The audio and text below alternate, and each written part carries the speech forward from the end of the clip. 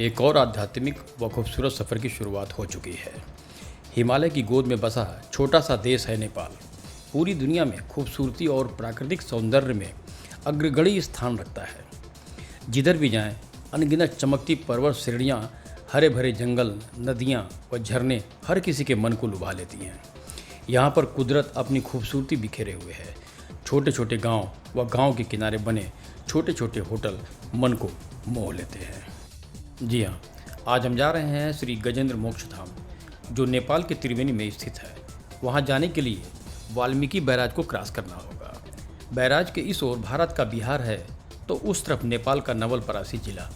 यहाँ से 6 किलोमीटर का सफ़र तय करना होगा गजेंद्र मोक्ष धाम पहुँचने के लिए। बैराज के नीचे गंडक नारायणी नदी बह रही है। आउट कर दिया। पूछ रहे थे भंसार कितना कटा। ओम नमो नारायणाय। श्रीमद् भागवत जी के अष्टम स्कंद में गजेंद्र मोक्ष की कथा का वर्णन है, जिसका पाठ करने से मनुष्य के समस्त पापों एवं कष्टों का नाश हो जाता है एवं श्रीमद् नारायण की असीम कृपा प्राप्त होती है।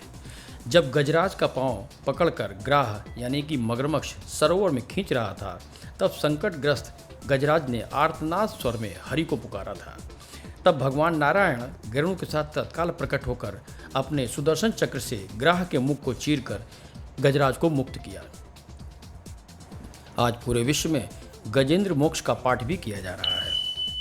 इस प्रकार ग्राह को भी मोक्ष प्राप्त हुआ और गजेंद्र को भी श्रीहरि स्वयं के धाम साथ ले गए। इस प्रकार यह स्थान मोक्ष प्राप्ति का स्थान बन गया। यह स्थान गजग्राह मंदिर के नाम से भी जाना जाता है। गज यानी कि हाथी, ग्राह यानी कि मगरमच्छ। विष्णु पुराण में इस बात का उल्लेख है कि भगवान विष्णु गरुड़ पर बैठकर मगरमच्छ को मारते हैं और हाथी के प्राणों की रक्षा करते हैं। मोक्ष धाम आश्रम काफ़ी विशाल है। सामने शीश महल है, जहाँ भगवान श्री कृष्ण व राधा माता की भव्य मूर्ति लगी हुई है। शीश महल के पीछे साइड में भगवान विष्णु का मंदिर है। शीश महल काफ़ी खूबसूरत है। यहाँ राधा कृष्ण की मनमोहक मूर्ति लगी हुई है। चारों तरफ शीशा लगा हुआ है। किसी भी कोने से राधा कृष्ण के दर्शन कर सकते हैं। छोटा है परंतु काफ़ी खूबसूरत है।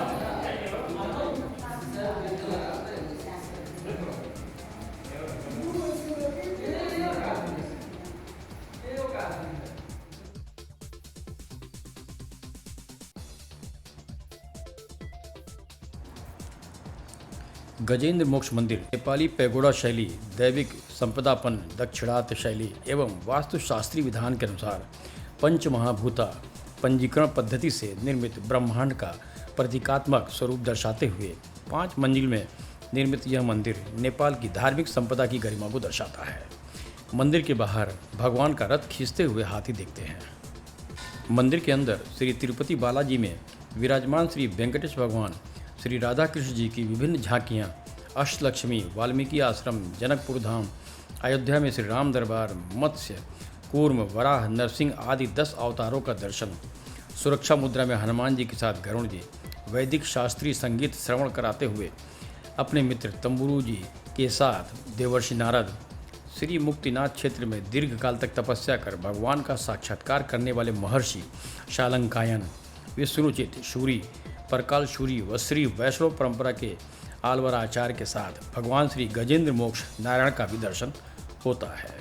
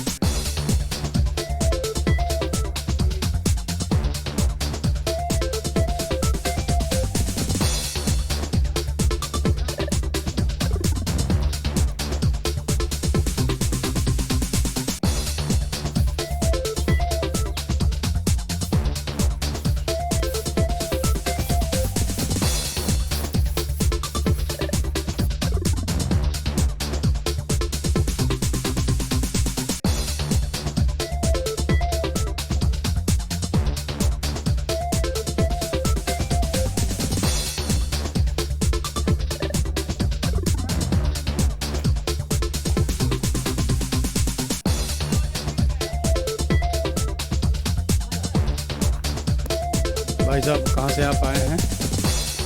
हम यहाँ घूमने के लिए आए हुए हैं। ये कौन सी जगह है और इसकी क्या महत्ता है? ये गजेंद्र मोक्ष धाम है। जी। किदवंती कहानी है।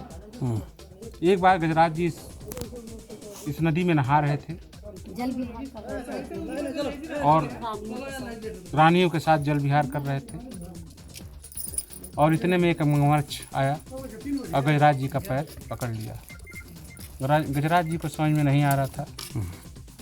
वो अपने परिवार के सारे सदस्यों को बुलाने लगे, भैया आ जाओ, पिताजी आ जाओ, चाचा जी आ जाओ, मामा जी आ जाओ, जीजा जी आ जाओ, फूफा जी आ जाओ, मगर कोई बचाए नहीं आया। और गजराज जी को लगा कि अब मैं प्राण जो है अंतिम क्षण में छोड़ दूंगा।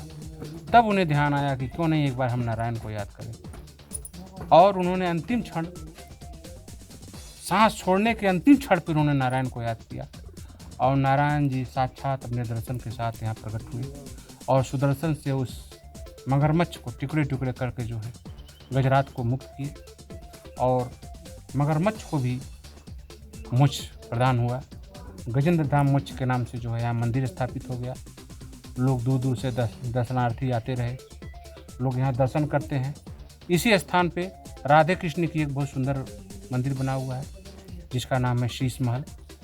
बाकी आप ये नदी देख रहे हैं जो त्रिवेणी और नारायणी के नाम से फेमस है और यहीं से त्रिवेणी और नारायणी कह सकते हैं। आगे जाके ये उत्तर प्रदेश में बड़ी गंडक में बदल गया है। लेकिन दैविक और धार्मिक इस नदी का बहुत महत्व है। लोग आते हैं, स्नान करते हैं, यहाँ पर नारायण जी का लोग मंदिर दर्शन करते हैं, शीश महल घूमते हैं और इसी के 2 किलोमीटर साइड में जो है एक छोटा सा मार्केट है, त्रिवेणी मार्केट, जहाँ लोग बाजार करते हैं।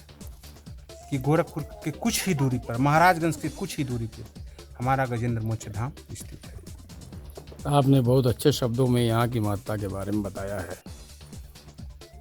जो भी दर्शक इसको देख रहे होंगे, इसके बाद की कहानी